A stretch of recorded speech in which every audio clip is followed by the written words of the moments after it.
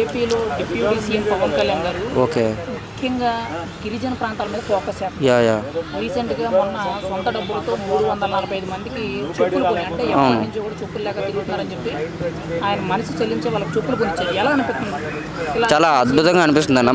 మనమైతే just middle class people అయినా సరే, రిచ్ పీపుల్ అయినా ఏదో ఒక విధంగా మనం ఏదైనా చెప్పులు కొనుక్కుంటాం, లేకపోతే ఏదో ఎలాగోలాగా మనం ఏదో ఒక జాబ్ చేసుకుని పెట్టుకుంటాం. యాక్చువల్గా అయితే గిరిజన ప్రజలు అయితే ఏమీ చేయలేరు.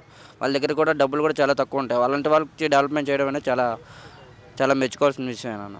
గతంలో కూడా వాళ్ళకి గిరిజన ప్రజలకి సొంత డబ్బులతో గ్రామం మొత్తం కూడా మహిళలకి చీరలు పంపిణీ చేశారు ఉగాది. అంటే పవన్ కళ్యాణ్ గారు కేవలం గిరిజన ప్రాంత ప్రజల కోసం, వాళ్ళ ఓట్ల కోసం ఇదంతా చేస్తున్నారా, లేదంటే వాళ్ళని అభివృద్ధిలోకి తీసుకురావడానికి ఇంకా కొత్తవన్నీ కూడా తయారు చేస్తున్నారా? ఇంకా డీసెంట్, ఇంకా యాక్చువల్గా చూసుకుంటే గిరిజన ప్రజలు చాలా తక్కువ ఓటు బ్యాంక్ ఉంటుందన్న. వాళ్ళ కోసం చేస్తే పవన్ కళ్యాణ్కి వచ్చే అడ్వాంటేజ్ ఏమి ఉండదు. గిరిజన ప్రజల దగ్గర ఉండే చాలా ఓటు బ్యాంక్ అనేది చాలా నార్మల్గా ఉంటుంది. వాళ్ళ దగ్గర కొందరి దగ్గర ఓట్లు కూడా ఉండకపోవచ్చు మ్యాక్సిమం.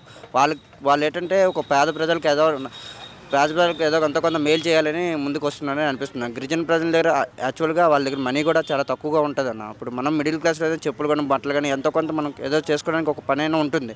వాళ్ళ దగ్గర యాక్చువల్ అది కూడా ఉండదు కాబట్టి వాళ్ళు వేసుకోవడానికి చెప్పులు కూడా ఉండవు. అలాంటప్పుడు అలాంటి స్థితిలో ఉన్న వాళ్ళకి ఎంతో కొంత రోడ్లు కానీ, మొన్న రీసెంట్గా 3 months బ్యాక్ ఏమో రోడ్డు కూడా వేశారు వాళ్ళ కోసం. ఇప్పుడు చెప్పులు కూడా ఇప్పించారు. వాళ్ళ కోసం ఏదో వాటర్ సప్లై కూడా చేయబోతున్నారని వింటున్నా. చాలా బాగుందండి డెవలప్మెంట్ అనేది. అవును కరెంట్ సదుపాయాలు మ్యాండేటరీగా పెట్టుకొని అభివృద్ధి చేస్తున్నారు. ఎలా అనిపిస్తుంది? వాళ్ళనే టార్గెట్ చేసుకుంటూ ఆ కొండ ప్రాంతాల్లో ఉండే ప్రజలకి, వాళ్ళకి చీకటి ప్రపంచం తప్పితే ఒక వెలుగున్న ప్రపంచం కానీ మనకులాగా స్వేచ్ఛగా తిరిగే ప్రపంచం అనేది తెలియదు. మరి అటువంటి వ్యక్తులు ఈరోజు పవన్ కళ్యాణ్ గారు బయటకు తీసుకొస్తున్నారు. వాళ్ళ చుట్టూ కూడా ఇప్పుడు మీడియా అంతా కూడా వాళ్ళే ఫోకస్ చేస్తున్నారు. ఎలా అనిపిస్తుంది పవన్ కళ్యాణ్ గారి విధి విధానాలు? అతనికి ఇచ్చింది ఏంటంటే నీటిపారుదల శాఖ, వ్యవసాయ శాఖ, వీళ్ళంటే శాఖలు ఇచ్చారు కాబట్టి నీటిపారుదల శాఖ ఎవరికి అవసరం అన్న రెగ్యులర్గా అయితే మనకైతే ఆల్మోస్ట్ అందరికీ ఉంటుంది. రూరల్ ప్రాంతం ఇప్పుడు మన సిటీలు అంటే కానీ వీళ్ళందరికీ వాటర్ అనేది చాలా బాగుంటుంది. కానీ గిరిజన ప్రజల దగ్గర కొన్ని కొండ ప్రాంతాలంట వాటర్ అనేది చాలా తక్కువగా ఉంటుంది కదా. వాళ్ళ కోసం ఏంటంటే వాటర్ అనేది వాళ్ళకు కొద్దిగా వాటర్ ఇవ్వడం కానీ, రోడ్లు కూడా వాళ్ళకు ఉండవు కాబట్టి వాళ్ళకి కూడా రోడ్లు వేయడం, ఇలాంటివన్నీ చాలా చేయడం అనేది చాలా అద్భుతంగా అనిపిస్తుంది అన్న.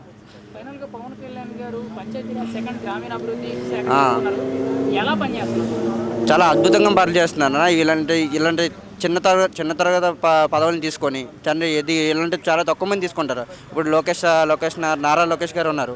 వాళ్ళైతే ఐటీ డిపార్ట్మెంట్ తీసుకున్నారు. ఎందుకంటే వాటిలో ఎక్కువ డెవలప్మెంట్ చేయడానికి చాలా ఎక్కువ ఉంటుంది. ఇప్పుడు నీటిపారుదల శాఖ కానీ, వ్యవసాయ శాఖ కానీ వాటికి డెవలప్మెంట్ చేయడానికి ఏముండదు కాబట్టి ఇలాంటి పేద ప్రజల దగ్గరికి వెళ్ళి సాయం చేయడానికి అనుకున్న పవన్ కళ్యాణ్ గారికి మరీ చాలా మెచ్చుకోవాలన్న.